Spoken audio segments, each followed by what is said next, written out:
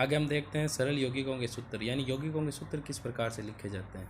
दो भिन्न भिन्न तत्वों से निर्मित सरलतम यौगिकों को द्विअंगी यौगिक कहते हैं, यानी इसमें दो परमाणु अलग अलग प्रकार के भाग लेते हैं। नीचे कुछ उदाहरण दे रखे हैं यहाँ पे।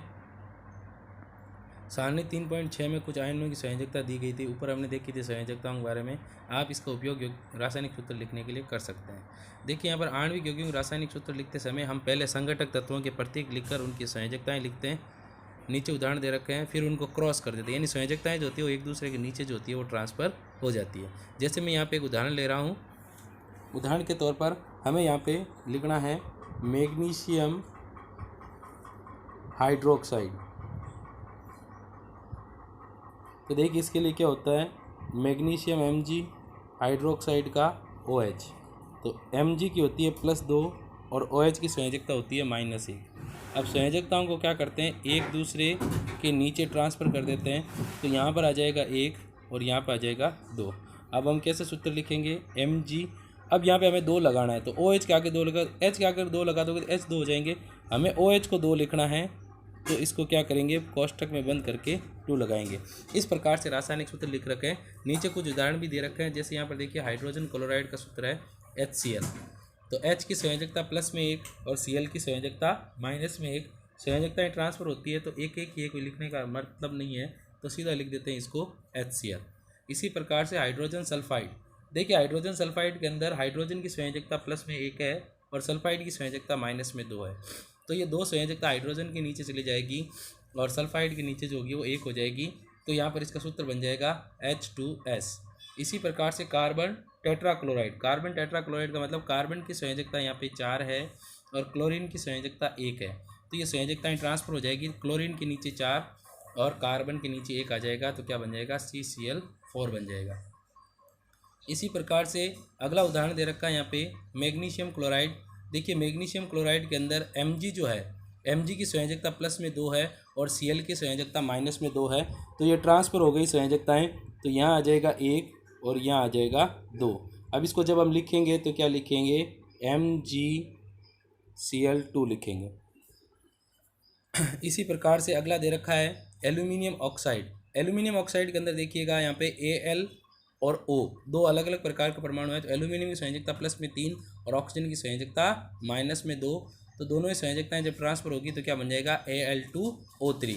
जब भी आप सूत्र लिखते हो तो सूत्र लिखते समय संयोजकताओं को परमाणु के नीचे लिखा जाता है। जैसे हम लिखेंगे तो Al2 इस प्रकार से लिखेंगे और फिर क्या लिखेंगे, O3 लिखेंगे। यहाँ पर जो लिख रखा है उसमें बराबर में लिख रखा है। इस प्रकार संयोजकताएं बराबर में नहीं लिखी जाती है, हमेशा परमाणु के नीचे जो होती है वो संयोजकताएं लिखते हैं। अगला है यहाँ पे कैल्शियम ऑक्साइड। कैल्शियम ऑक्साइड में कैल्शियम की संयोजकता +2 और ऑक्सीजन की संयोजकता -2 है। तो प्लस और माइनस दोनों कैंसिल हो गए और दोनों संयोजकताएं बराबर है, इसलिए एक दूसरे के नीचे ट्रांसफ़र नहीं होगी और सीधा लिख देंगे हम यहाँ पे CaO। ये इसका सरलतम रूप होता है कैल्शियम ऑक्साइड का। इसी प्रकार से आगे देखते हैं बहुपरमाणुक आयन। हमने बात की थी बहुपरमाणुक आयन की, जिसमें 2 या 2 से अधिक प्रकार के परमाणु मिलकर संयोजकता प्रदर्शित करते हैं, वो कहलाते हैं बहुपरमाणुक आयन। अब ये बहुपरमाणुक आयन किसी परमाणु के साथ मिलकर यौगिक का निर्माण करते हैं। जैसे सोडियम नाइट्रेट। सोडियम नाइट्रेट होता है जिसमें सोडियम और नाइट्रेट जो होते हैं वो यौगिक निर्माण में भाग लेते हैं। सोडियम का Na और नाइट्रेट का NO3। Na की संयोजकता +1 और NO3 की संयोजकता -1। तो प्लस और माइनस दोनों कैंसिल हो जाएंगे, तो सूत्र बन जाएगा NaNO3।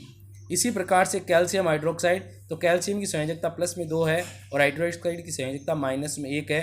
तो ये ट्रांसफ़र होकर चली जाएगी हाइड्रोक्साइड के नीचे कैल्शियम की संयोजकता और हाइड्रोक्साइड की संयोजकता जो होगी वो कैल्शियम के नीचे चली जाएगी, जिससे बनेगा CaOH2। इसी प्रकार से नीचे दे रखा है सोडियम कार्बोनेट। तो Na और CO3 की संयोजकता -2 और सोडियम की संयोजकता +1, तो इसको लिखा जाएगा Na2CO3। इसी प्रकार से अमोनियम सल्फेट। अमोनियम की संयोजकता +1 है और सल्फेट की संयोजकता -2 है, तो बन जाएगा हमारा NH4। पहले लिखेंगे हम NH4। अब इसके पूरे के आगे 2 लगाना है, तो इसको कोष्ठक बनाएंगे NH4 फिर उसके बाद में लिखा जाएगा SO4।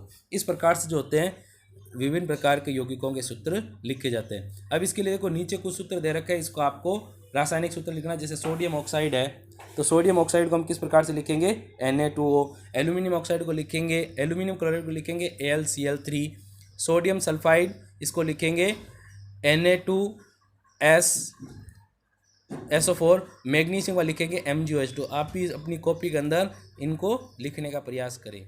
नेक्स्ट वीडियो में आगे हम देखेंगे।